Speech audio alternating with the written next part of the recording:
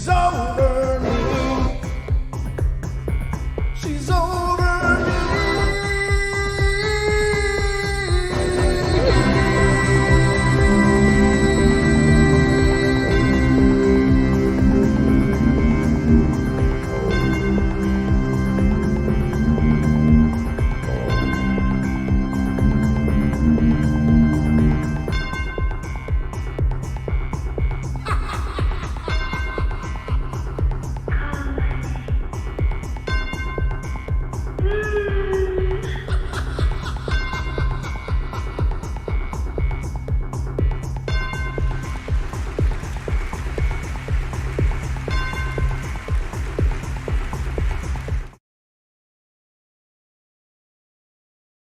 Hello, everybody. Welcome to the Paranormal Portal. How you doing? I'm Brent Thomas, your host, and these are the Night Terrors. Night Terrors. Night Terrors. Welcome, everybody. Hope you guys are having a great day. I'm having as good a day as I know how to have, and good to see y'all. Thank you for coming in, and more of you are continuing to come in all the time, so that's always a great thing. It's always a pleasure to do these shows. If you're new to the portal, if you're new to the Night Terrors, these are our about 1 hour formats shows, just dealing with ghostly encounters. So we just mostly talk about that here on the Night Terrors. And if you have an experience of your own, and it doesn't necessarily have to be just ghostly stuff, whatever. If you have a paranormal experience of your very own, please feel free to call in at 720-923-0500. Again, 720-923-0500. That's the number for fun right here on the portal. So if you call, I will answer, and we'll get you on the horn and talk to you and hear what you've been through, what you've seen. And let's see, am I thinking of anything else? Well, we're moving closer to Halloween. Hope you guys all got your costumes picked out. I've got mine. It turns out I'm going to go as a host. How creative is that, huh? I'm really stretching the envelope this year, ladies and gentlemen, but I don't know. Maybe I'll dress up as something. We're going to do the Halloween show here on the portal, though, and we're going to do some giveaways. We're going to do a paranormal trivia game and have some paranormal questions for callers to answer. If you answer correctly, you will win Paranormal Portal gear. And if you want to see what that gear looks like, head over to teespring.com/stores/paranormal-portal. And if you want to check out that site, and you don't remember the URL I just said, just check down below into the description. If you're new to the show, please get subscribed. We'd love to have you be a part of all of our shows, not just this one. If you like what you're hearing, also, please give us a thumbs up. And feel free to share these shows to your social media. You don't need my permission, but, unless you're claiming credit for it, then we should probably talk. But if you're just posting it out there to let people know, I really appreciate it. It really helps us out a bunch because it puts the word out there. And there's no better promotion than word of mouth because, you guys are attached to that. So if people like you, they're going to trust what you have to say. It's better than me showing up cold and say, hey, check out my show. It's great. Because I'm the guy doing the show, and it kind of comes across as, yeah, well, how do you know it's great? So if you say it's great, it means more than if I do. So we'd love you for doing that if you would. But in any case, I think that's all the laundry up front. I can't think of anything else to say. I got my son is in town. My eldest son is here with me. He's sitting off camera in the studio here with me, getting a feel for the show. So he's here watching and just kind of scoping it out from behind the scenes. So. And make sure to give them a nice welcome. But, we already got a call. It's coming fast, ladies and gentlemen. But before we get to the calls, I hope you all are ready because it's time for bed.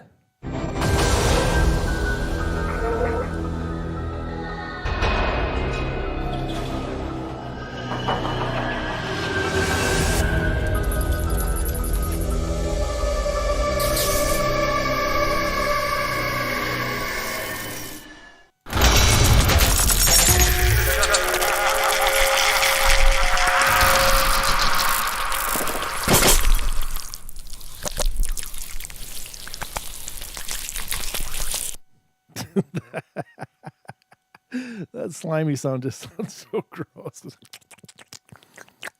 It sounds like when I'm eating a sandwich. It's not funny, but it's how I eat. What can I say? So anyway, I hope you guys enjoyed that. That second little video segment there was it was made for us on the show by a listener, not unknown. He goes by the unknown in chat. So if you ever see him, just let him know what a great job he's done. He's doing more of those things for us too. It's really cool. He's just been doing a marvelous job. And of course, we always love it when you guys send forward stuff that you want to contribute to the show. It's great.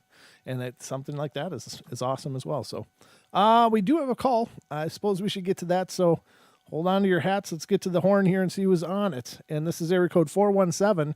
You're on the air. Hey, Brent. Hey. Hey, can you hear me? I can hear you. Who am I talking to?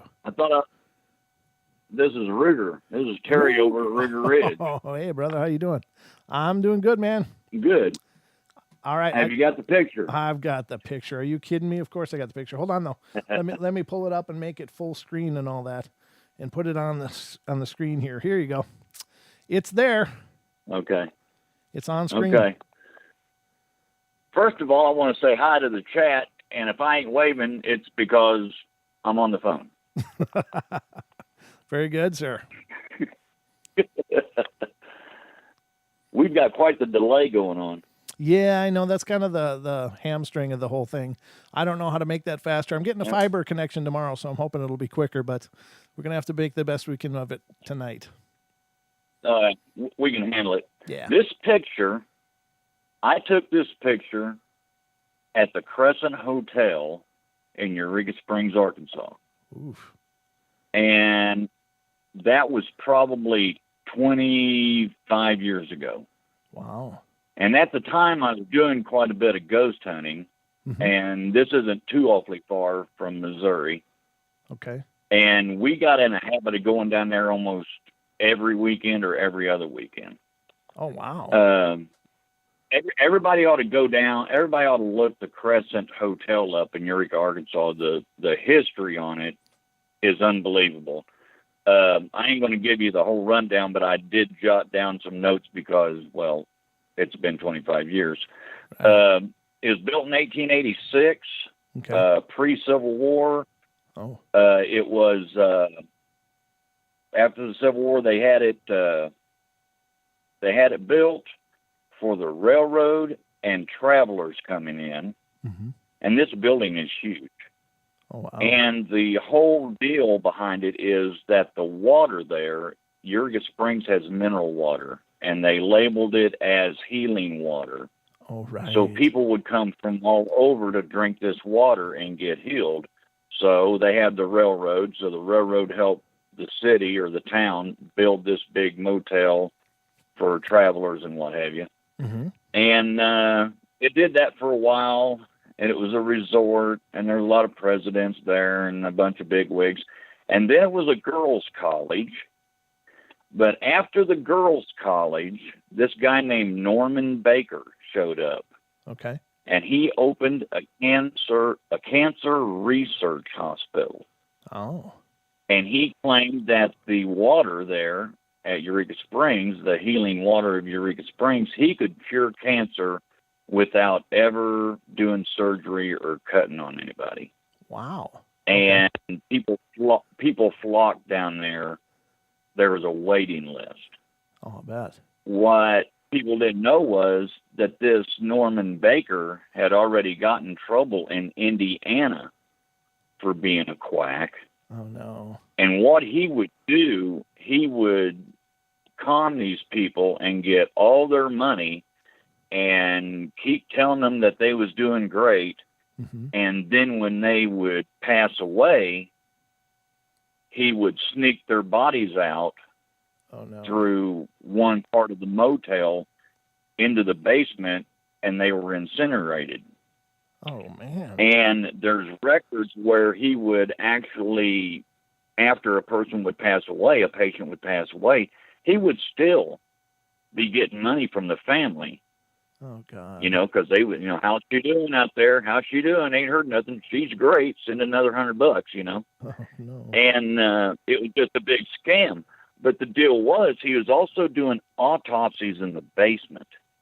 Oh, okay. When you go there, you can go on a ghost tour, and we did a couple of them. And the ghost tours are run by two guys who were psychics, and then this other lady, she ended up being the mayor of Eureka Springs later on, I heard. But on the ghost tour, they show you all around, tell you the history. It's a really fascinating story of the whole building. Mm-hmm. But one of the spirits in the hotel is an elderly lady called Theodora. Oh. Theodora is in room 219. Wow. Now, I looked her up again and watched a video here a week or so back, and the story's changed a little bit on Theodora. But when I was down there, they said she was a patient, but she wasn't really bad off when she showed up. And she was a patient at this Norman Baker's, fake hospital. Okay. So she started helping out around the hotel, around the hospital there, and they let her build a garden behind the hospital. So if she wasn't inside helping the nurses or Dr. Baker or whatever, she could be found out back gardening. Oh, okay. Okay, so we heard all this story. We're down there and we're walking around. We had some friends with us, and we'd been down there 4 or 5 times by then. And we're coming down the second floor, and I'm explaining to them, now right down here on the right, when you're around the corner, this is Theodora's room. And Theodora was a patient, and she liked to garden. And her deal is, if you spend the night in her room and you're drunk or you're arguing or she just don't like you, she will pack your bags and set them in front of the door. So whenever you come back to get in your room, you can't get in your room, Wow. That's one of her deals. There's a story about when they was redoing the hotel, and a guy was standing on a ladder painting up high. I mean, we're talking huge ceilings in this whole place. Oh, I bet. Painting up high, and he had a whisper in his voice. He's like 10 foot in the air. Yeah. You're doing a good job.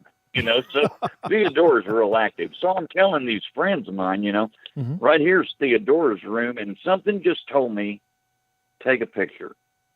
And so I just snapped it right there at the corner of that hallway, and her door is right behind that corner in the picture. And when we developed it, this sickle showed up. Oh, sure. Now, if you look at this picture, to me, this sickle is in motion. Yeah. Because you can see off the pointy part of it that you see motion, but yet in the crook of the handle there, you can actually see the carpet through it. Yes. Yep. Yeah, absolutely. Can you see that? Yep. And down where the sickle part attaches to what would be the long handle, the broomstick looking part. Yep. In the original picture, you can actually see grooves where the clamps would be. Oh my God.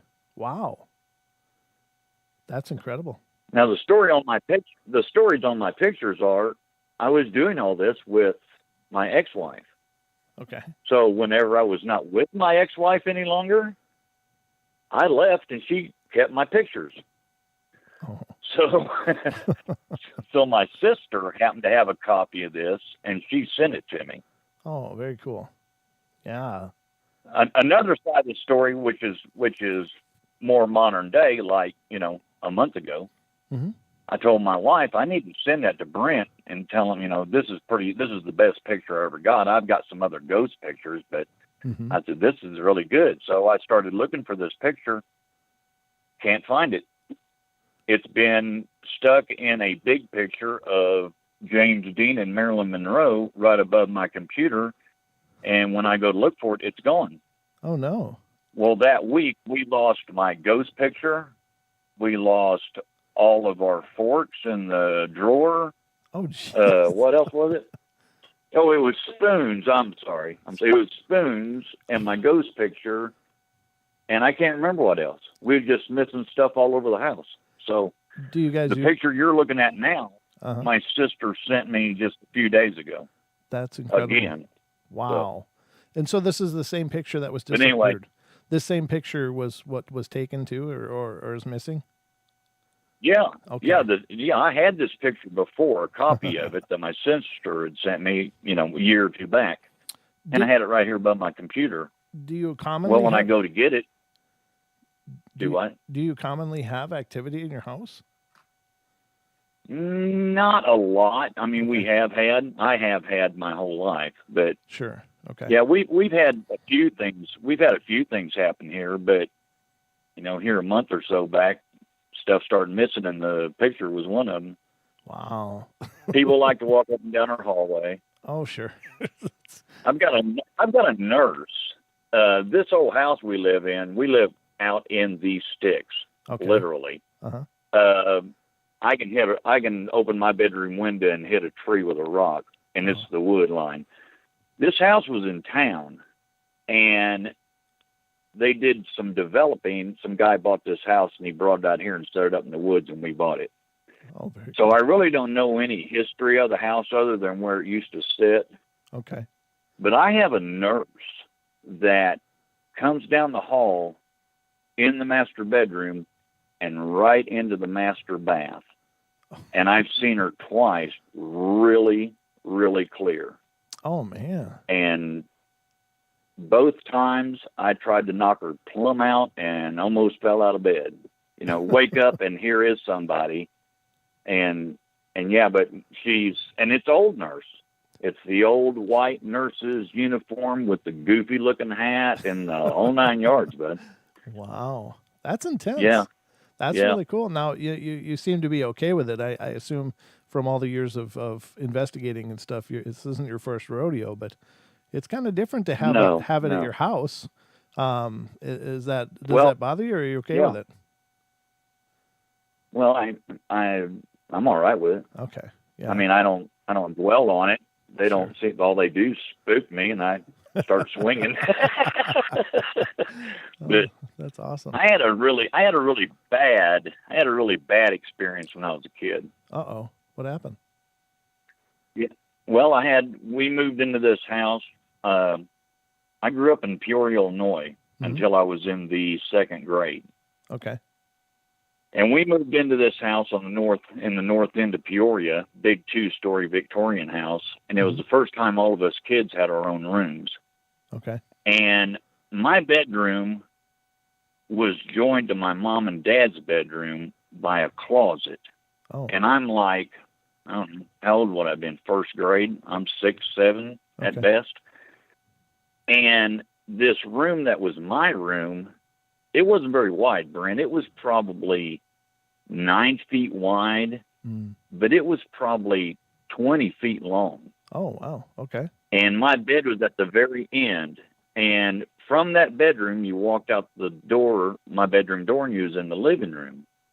Okay. Well, at the other end of this bedroom was the closet. And you could walk through the closet from my bedroom right into my mom and dad's bedroom. Oh, okay. And when this all started, I'm laying in bed, everything's fine, and I looked over toward the closet, and this shadow person just went right out in the door. Oh. And then it started, just lickety split, and then it starts running at me. Oh, no. And this is so hard to explain. But this guy is running full tilt. He is flat out and going nowhere fast. It is like he is running as hard as he can in slow motion. And every time it was the same.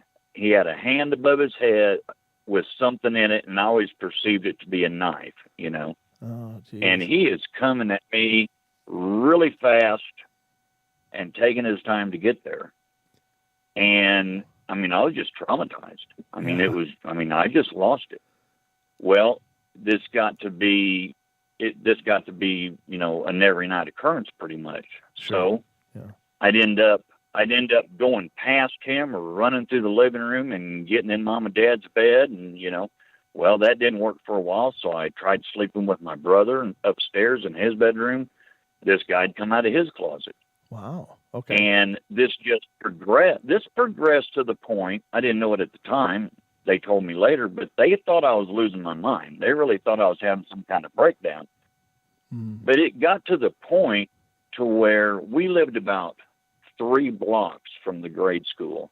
Okay. And of course, this is back in the early 60s. We had to walk to school uphill both ways, knee deep snow, all that. Yeah. But it got so bad, I would walk out the front door to go to school, and this guy would be standing across the street from me, Oh, God. waiting on me. Wow.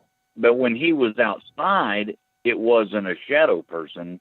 He was a full-blown apparition. Boulder hat, the old round boulder hat, Yep. 3-piece suit, the spat shoes. He was straight out of like the 30s. So then, And he would just be leaned up against a light pole across the street, waiting for me to come out the front door. And nobody could see this guy but me. but how do you know it's the exact same entity? I'm just curious. Was it identical silhouette Well, or it something? Or?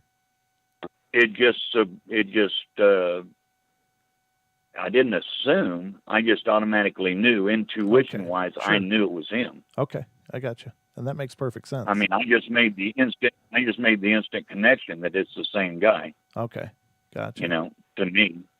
Mhm. And I just walk out the front door. There he'd stand. I'd hang a left and start down our side of the sidewalk, but the school was on the opposite side of the street. Mm. So by block 2, he'd just stay right with me, you know, walking on the other side of the street. By block 2, I take off running, and I'd cross a 4-way intersection and right up in the schoolyard and right in the school. Wow. Yeah, that's harsh. And that was an everyday occurrence too. Well, it got so bad. My first grade class. This was at Greeley Elementary in Peoria, Illinois. You can look it up. The old school is still there. It's all closed up, but it's still there. Okay. And there is an alley that runs beside the school. And my first grade class, if you're going down that alley, was the first class on the left. Oh, okay. Big school, windows down the alley. And this guy would walk up and down the alley. Oh, He never looked at me, but he would walk up and down that alley. Not repeatedly. You know, he might do it in the morning and not see him again the rest of the day. wow. Or he may do it 4 or 5 times a day. Huh. Well, I mean, that got messing with me too, and they really thought I'd lost it. Well, how did that all? And I didn't lose it till I didn't lose it till I was a lot older. So how did that finally stop, or what was? When did it finally stop? Did you just hit a certain age and it quit, or did it just wear out? No, we moved. Oh, We moved. Okay. We actually had to move. Yeah. Wow. Yeah, it got to the point we had to move. Oh, I got a follow-up story. Okay. I'm by glad all means. I remembered it. Sure. Growing up, we moved from that house to a different house, Mm-hmm. and then we moved out of Peoria to a suburb of Peoria. And growing up, I'd tell all my friends about these stories, you know, and stuff.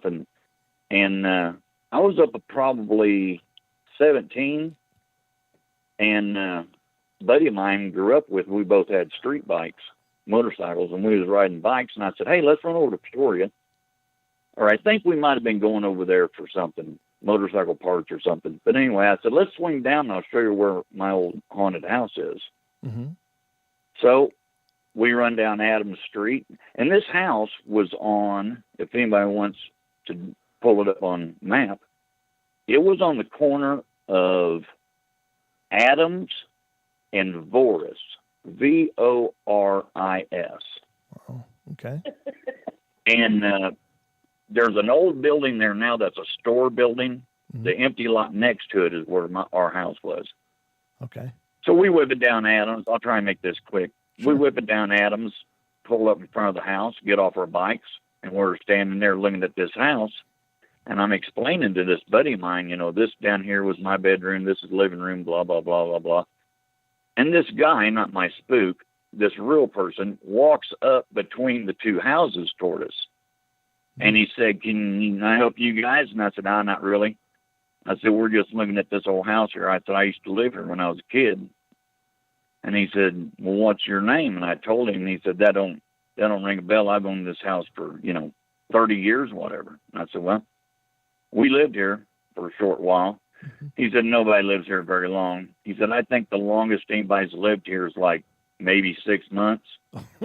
And I just kind of looked at this buddy of mine and yeah, told you. Yeah.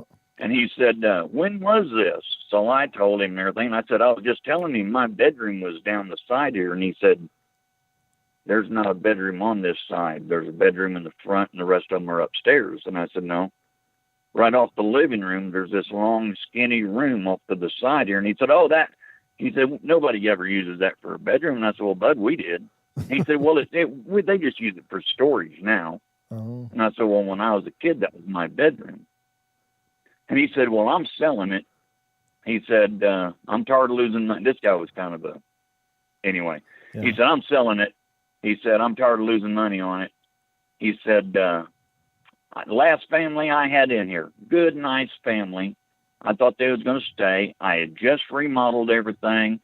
He said, that closet you talked about, I closed it off from the master bedroom and built a nice big closet in the master bedroom. Mm-hmm. And they was using that for storage, and he did this and he did that. And he said, for some reason, the old man lost his mind, and he took a chopping axe to that wall and tore plumb through that wall into that room you said was your bedroom.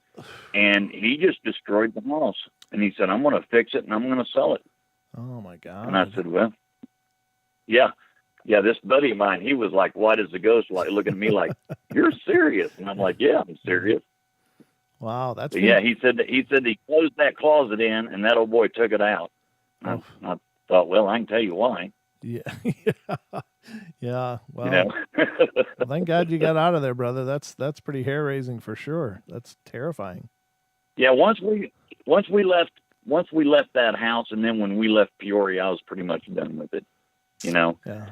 And it wasn't until I didn't really have any more experiences really until I went in the Army and got overseas. And then stuff had happened every once in a while, but nothing like that. Yeah. You know, when I was a kid, it was bad. Man, that'll leave a mark on you but for I sure. Oh yeah. And like you say now, what we got going on here is pretty mild. Yeah. You know? Yeah, I can live with the nurse breezing through, man. That's really cool, brother. I just really appreciate you calling in and sharing your stories and sharing this picture as well. That's absolutely fascinating. Right. I wanted you to see this picture and wanted to share it with the chat. Well, thank you, brother. I appreciate it. And if you remember any more, call in again. We'll be waiting to hear from you. Sure, man. All right. Alrighty. Take care, brother. Have a good evening. Okay, good night. Bye. That's really cool. That's a great way to start the show, huh, ladies and gentlemen? That's how we roll here on the portal, I'll tell you that. Great contribution. I really do appreciate that. That's exciting. I like getting your guys, not only your stories, but if you got pictures and stuff, for sure. I've looked at many pictures for listeners to say, hey, this is what I think it is. And sometimes I can say, yeah, that's really weird. Or sometimes I can say, I think it's this. Not every ghost picture is a ghost, but if you have something you'd like me to see, I'd be happy to look over it for you. I'll only shoot straight with you. I mean, I'm not gonna say it's a ghost because you say it's a ghost, but if it looks like it really is and I can't debunk it, that's absolutely fascinating. Now that's also not putting anybody down. I think there's certainly always the risk of any enthusiast of the paranormal is going to have a confirmation bias. And I'm the same way. I love to see things that are legitimate, or at least believe they are. But you also have to look at things like a skeptic and say, I don't know if this really washes because of this, and this. And you got to be ready for both if you're going to, provide pieces of evidence. And that's okay. It's okay if your picture may not actually turn out to be, because it doesn't negate personal experiences. If you've had personal experiences, those are yours. Nobody can take those away from you. But it just may be that what you think is proof in the form of a picture or something may not be. But in any case, I'm thrilled by this stuff, and I love it when you guys participate. So thank you to everybody that has and does. And thank you, Ruger, for that call, man. That was great to hear from you. Somebody said something. Deb Barner's birthday today? Aw, happy birthday to Deb. I'm sure she already knew I was going to do that anyway. Because Deb, she's always got it dialed in. But very special happy birthday to you, Deb. We love you very much. If you're listening, I don't know if you're in here in the chat or not, but she's such a big part of our family and here on the portal, and we love you bunches, and let's pray for many, many more, many, many more. All right, folks, we'll now get into some of the stories I pulled up for you guys tonight. I was just seeing if my older boy was still awake. He's so quiet over there, like a church mouse. Let's see here. But yeah, happy birthday, Deb. That's wonderful. And great to see all you guys in here, all 58 of you. Thank you so much for coming in. Again, if you're new, get subscribed. If you like what you're seeing, share it to your social media. Let other people know about the portal. It would be a great honor for us here on the show. All right, so I have stories for you. Want to hear them? Here they go. The first story tonight is coming from Minnesota. Wow. That was a random pull, too, ladies and gentlemen. Guess where my oldest son is from. Guess where I'm from. Minnesota. All right, let's see what's going on there, don't you know? It has to do with haunted places. It says, this is my personal account, which happened in the late 1970s, maybe 80 or 81. At the time, I was working to increase my sensitivity to spirits by meditation. I developed enough sensitivity to detect through feeling, sometimes see or hear them. Most of my experiences were pleasant and peaceful. This one, however, was not. Yeah, okay. 5 of us young adults rented a house together. God, this sounds awful familiar. Did I read this already? I hate when I do this, but I got 2 browsers open, and they both might have this on there. Oh God, let me check. I got to check this, ladies and gentlemen, because if I'm going to jerk this up, I got to be sure what I'm doing here. No, it doesn't look like I have. I'm reading it again anyway. No, I don't think I did. I might have just read this another time, but to myself. 5 of us young adults rented a house together, and I became friends with one of my roommate's friends. His name was Eric, and I remember him showing me his apartment one afternoon. We walked into the front door of a large building and smelled something terrible as soon as we opened the stairwell door. It smelled like human poop. It was strong and pungent. I said something like, "Get a lot of that vagrants here?" Thinking somebody made a pie under the stairs or something. A pie. That's so rude. He explained the building was an old hospital converted into apartments with smells here and there. Cheap rent for a decent pad. Well, we entered his apartment, and basically it's one room with a bathroom on the side, maybe 12 feet wide and 20-ish feet long. There are 2 windows on the far end, maybe 2 feet wide, that span almost floor to ceiling. He has 1 comfy chair, a bed in the corner, and a kitchen on the other side, and we talked for a while and then said goodbye. Excuse me. I remember the next time I visited, the smell in the stairwell had gone. Guess they cleaned up whatever it was, and I visited again sometime later, and the same smell had returned, but down one of the halls. Really odd, I thought.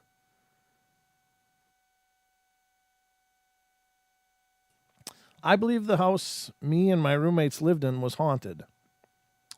I have an account about the place. Eric was also semi-sensitive to spirits, and he said he could feel their presence, but not sure if it was just his imagination.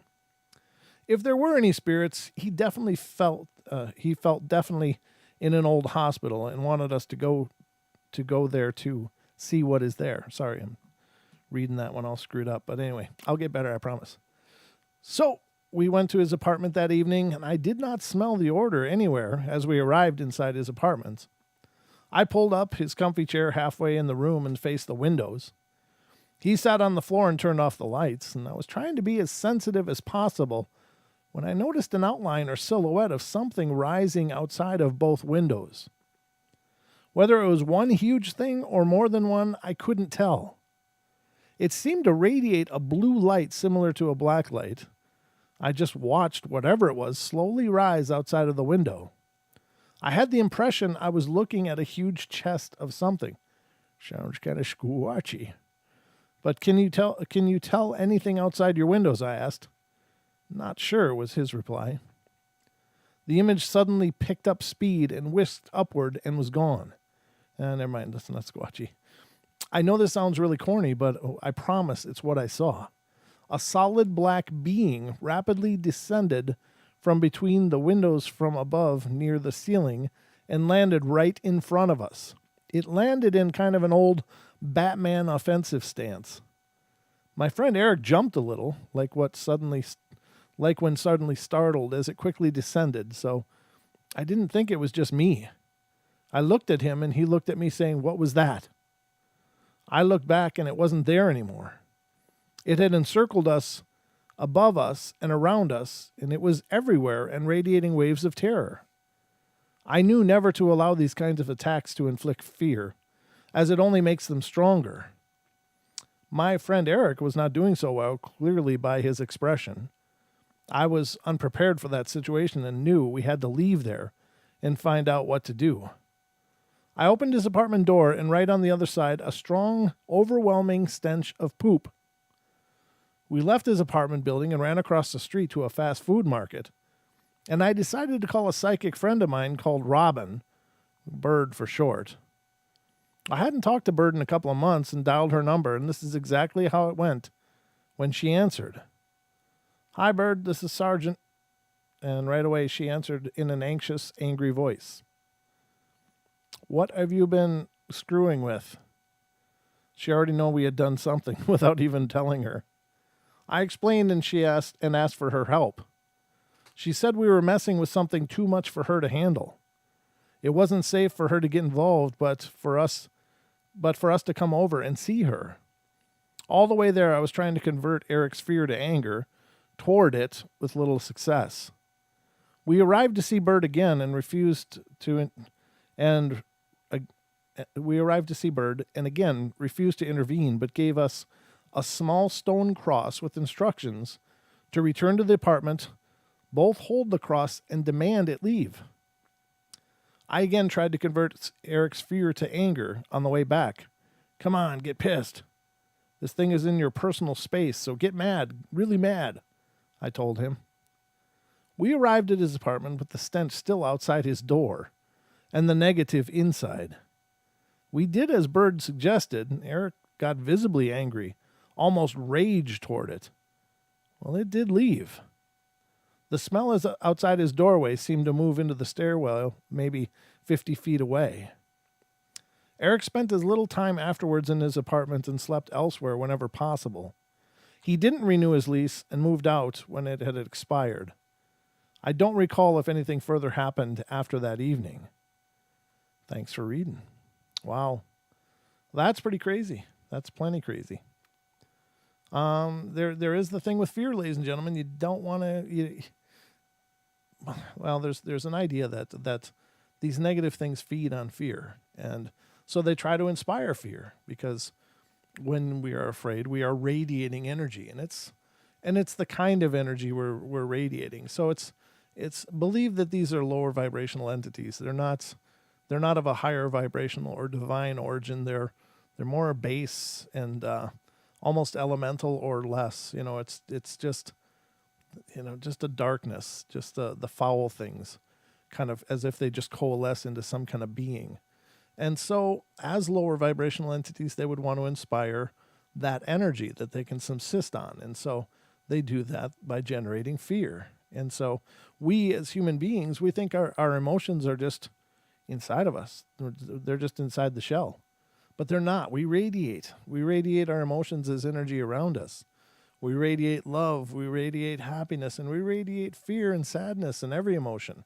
We are like these antennae that vibrate into the universe. So it's important to, as much as you can, and it's really easy to say, but it's not easy to do.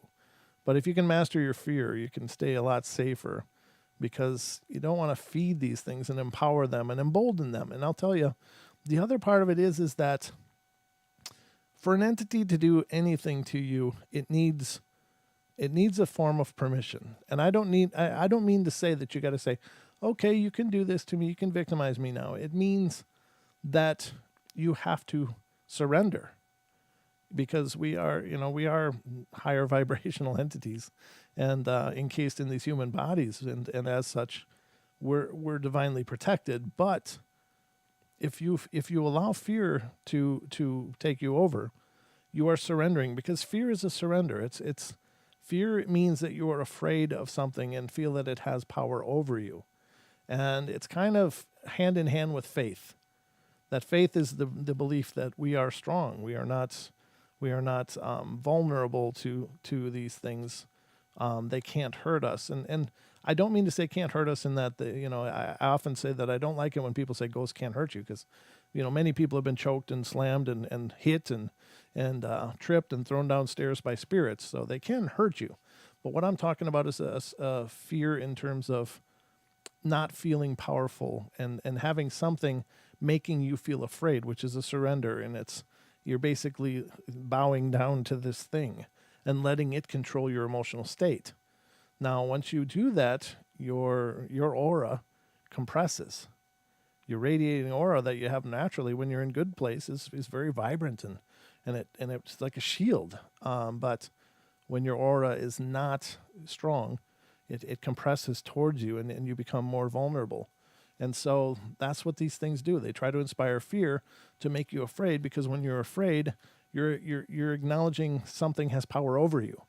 And when you do that, your aura is weaker and it can attach to you much easier. So just be careful. Always try to control your fear if you can. It's like, again, it's better. It's easier said than done, but it's kind of, if you're dealing with something dark, you've got to do it, because the alternative is it's just going to get a whole lot worse. So, all right, let's continue on, ladies and gentlemen. Next story is coming from Tennessee. It has to do with a little spirit, a little child spirit. So we'll see. Haunted places. My ghost encounter took place about 10 years ago. Excuse me, but it's still as vivid in my mind as if it took place yesterday. I hope you'll find it as spooky as I do. I was married to my ex-husband. Yeah, that's how that usually works. For about 2 years, when we rented a small house in a one street over from my parents' house that I grew up in. The house had always been a rental as long as I could remember, and there were several kids on that street that my sister and I played with as kids. But we never knew anyone that lived in that particular house because it seemed like they moved in and out a lot. I never thought about it much until I lived there. I think I know why now. The strange thing started happening the same night that we moved in. We had packed and moved all day and we were exhausted, so we went to bed as soon as we could get to the house barely organized enough to walk around in it. And as soon as we turned the lights out and got into bed, we talked for a minute or two and said goodnight. That was when the stereo came on by itself. See, this one sounds familiar too. I don't know. I might be duplicating the last night terror, but if I am, I'm sorry, but these are good stories. I'm going to finish it anyway. I didn't think anything about it because it was an old stereo that someone had given us, and I just thought it was an electrical problem or something, so I got out of bed and turned it off. We laughed about it for a minute, and my husband jokingly said, "Oh no, we have a ghost or something." Well, I didn't believe in ghosts, so I just laughed it off. Then the stereo came back on. My husband said, "Just unplug it. I'll fix it tomorrow."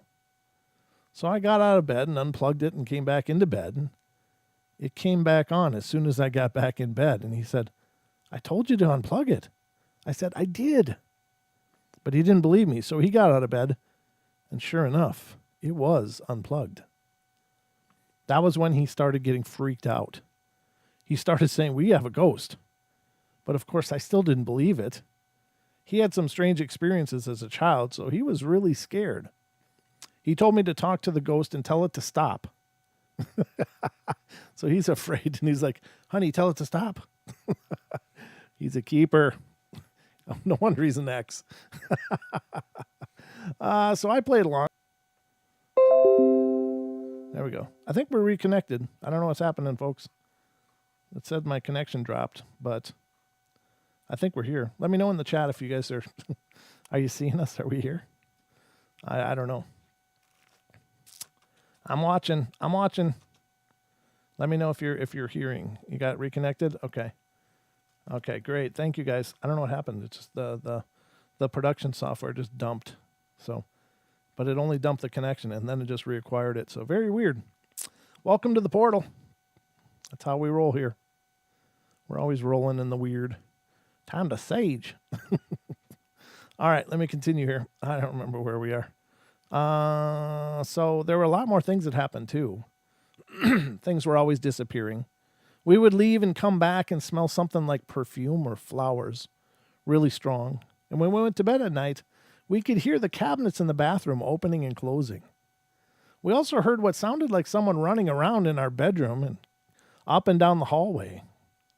A couple of times I got out of bed during the night to go to the bathroom and I got pushed down.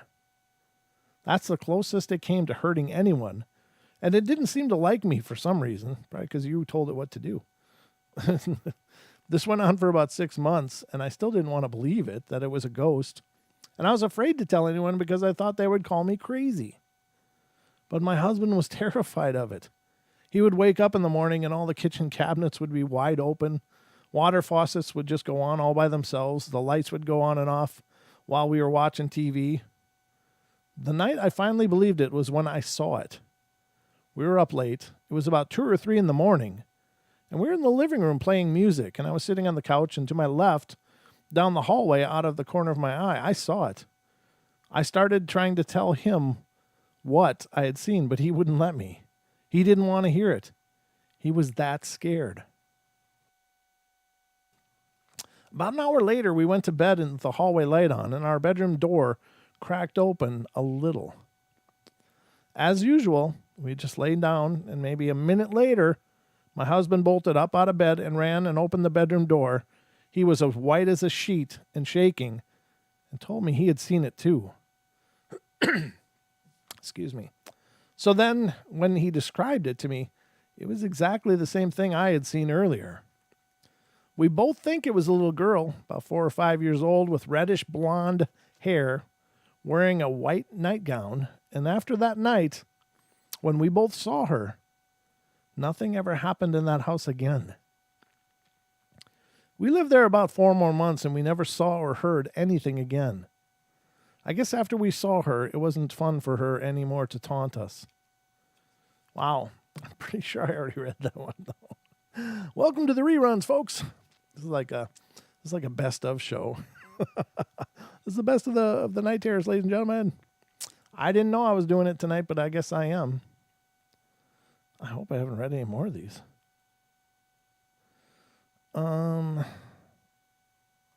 This one sounds familiar too. I'm just going to click through them, ladies and gentlemen, because I don't want the whole show to be a rerun with the exception of our call from Ruger. Yeah, this one's a rerun. I guess I did. I shouldn't have used the other window because I've opened up these already. I'm just going to cancel all these. I'm just going to pull a whole new batch, ladies and gentlemen, because I'm going to bring you the best darn show I know how to bring you. Maybe I should refresh this. Hold on. See what happens now. Yeah, it looks like we're good. Okay, let's try this one. And this one. And this one. How are we doing for time? God bless it. We're already done. Well, I'm going to read one more because I've kept you guys going with the reruns here. So I'll probably read you 2 more. This one's pretty quick. And this is from South Carolina, ladies and gentlemen. And it has to do with, oh no, I'm not reading this one. It's a sexual ghost one. Succubus, incubus. Never mind, skipping that one. All right, here's from Virginia. Apparitions, voices, and touches. Once back in 2007, shortly after my father passed away, which was, August 18th, 2007.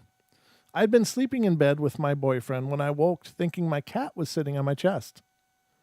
When I put my hands up to my chest to move the cat, there was no cat. So I opened my eyes and looked around the room. When I didn't see anything, I laid back down and my eyes naturally looked up at the ceiling. And that's when I saw a mass of some sort. It was clear in appearance, almost like how the Predator looked when he was invisible. And don't like this. When he was invisible mode, sorry. For instance, there was a ceiling fan above my bed, which was not on, and I could see that there was something between me and the ceiling fan. No face, no image, just something there. It scared me so bad that I screamed and passed out. Oh my God. That's pretty terrified. My scream woke my boyfriend and he asked what happened. Only thing I could say is, I saw a ghost. And this part is from Reston, Virginia. Just about 2 weeks ago, after recently moving into my mom's house after a layoff, I'd been in my room watching television for the evening with my dog, Frankie. I became tired, so I switched off the lights and TV and rolled over onto my right side. About 5 minutes later, I heard Frankie becoming agitated, very low growling and huffing. Well, I rolled over to turn on the lights and see what was going on, and that's when I saw it. What I thought was a man standing at the foot of my bed. I didn't see a face, just a shadow of what appeared to be a man. So I screamed, "Oh my God, oh my God," because I thought it was somebody going to take advantage of me or something. So I threw my blanket at the man to confuse him so I could run out. Well, the blanket went right through it, and that's when I panicked and jumped up and switched on the lights. Frankie had his head down and his tail between his legs. I personally couldn't stop shaking, nor can I now sleep with the lights off. Has anyone ever had these experiences with you before? What does it mean? I experience deja vu all the time. It's ridiculous. They spelled it ridicules, but that's okay. I've also had a problem turning my back to the dark. For instance, I can't switch off all the lights in a room unless I'm already out of it because I'm scared there's something that I can't see. It's like I actually feel uneasy. Well, thanks for your time. Well, I don't know. It's just the spirits trying to make itself known. Why? Who knows? This one's way too long. So, I don't know. But I hope you guys have enjoyed this installment of the Night Terrors. Something old, something new, and a great call. So I hope you felt entertained despite all that. But thank you all for being, well, we got 72 people in here. I'm going to read you another story because there's 72 people in here, and I know that number keeps growing. So I'm going to read you one more story, ladies and gentlemen. This one's a little longer, but this will close out our evening. Remember, if you're new to the show, please get subscribed. We'd love to have you stick around and watch more of the Paranormal Portal, but that's just my wish. I mean, you can do what you want. All right, so this is Children Who See Spirits from New Mexico. We're living in a low-income apartment complex in Aztec, New Mexico, that was built sometime in the late 60s, maybe the early 70s, when these events took place. Excuse me, I'm all froggy tonight. I've attempted to get information on the complex itself, only to hear a number of different possibilities of why these apartments have their issues. We recently moved out of the apartment for a number of other reasons. To give you a bit of history on the events themselves, my children and I were there for about 6 years. My fiance moved in during our last 3 years there, and my daughter was born on our second year living in the apartment. There have been a number of things that happened there, but I won't go into it, hopefully, too much detail on all of this, this round. Oh, okay. This story is a bit of why I felt we were being haunted there. Our apartment wasn't a very big apartment. It was only 2 bedrooms and 1 bathroom, a decent-sized living room, kitchen/dining room, and the front door. The bedrooms, bathroom, and front door were down a short hallway from the living room and kitchen/dining room.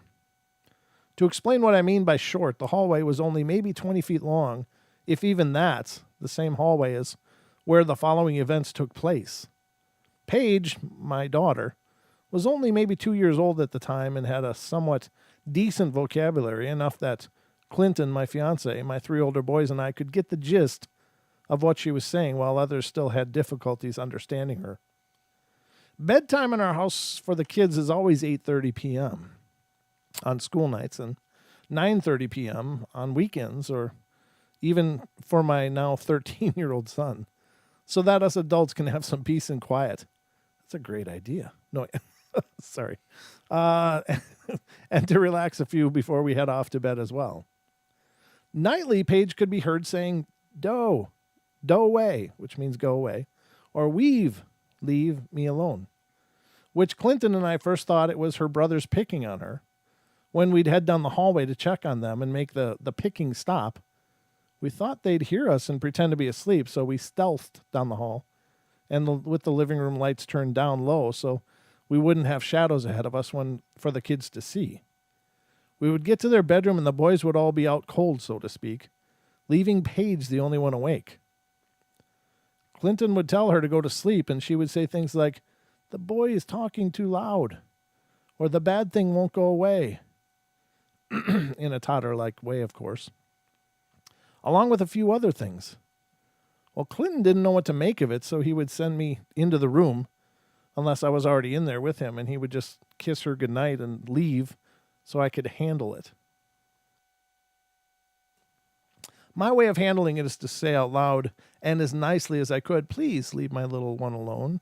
She doesn't know why you're here because she's too young to understand, and you're scaring her." Usually she would tell me, "Day left, Mommy." But every now and then she'd tell me they said no. So I would have to get a little more demanding and say, "If you refuse to leave and continue to scare her, I will be forced to make you leave, and I don't want to make you mad either, so please just go." And Paige would tell me they left. Clinton and I talked about it a few times on his terms, and he thought it was just her imagination, which I did, and still do agree that it's possible that that's what it could have been at first. Every now and then, Clinton and I would also get the feeling that something or someone was in the hallway, and whatever or whoever it was not good. There were many nights when one or both of us would be walking down the hallway and get that feeling and just take off at a dead run, no pun intended, for our room, and dive into our bed as we shut the door behind us. Oh, nice. They get in there and shut the door. Screw the kids. That's some real parental instinct there. I'm not always brave enough to face them myself. Clinton still tends to say that he doesn't know why he would get those feelings, or if it was even what I think it was, as he had never had experiences before he met me.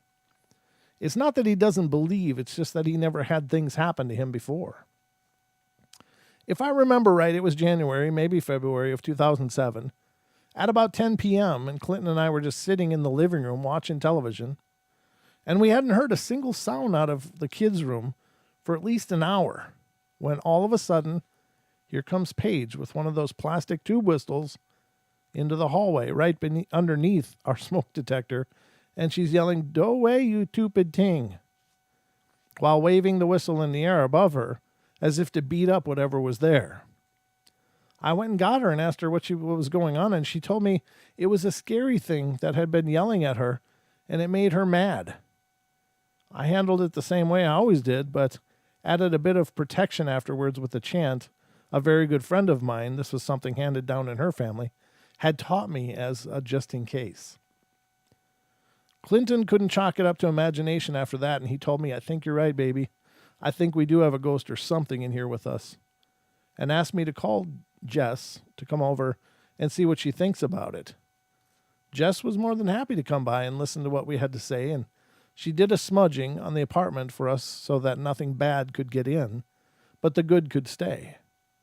She's more practiced than I am and has better grounding abilities than I do when something like this needs to be done and done right.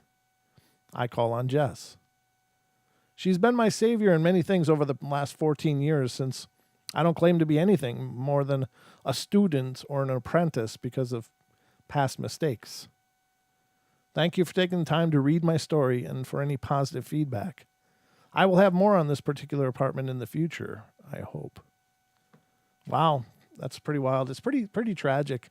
I don't know why things go towards the children first, but I think it's just because children are more aware, and maybe that's part of the draw. I don't know.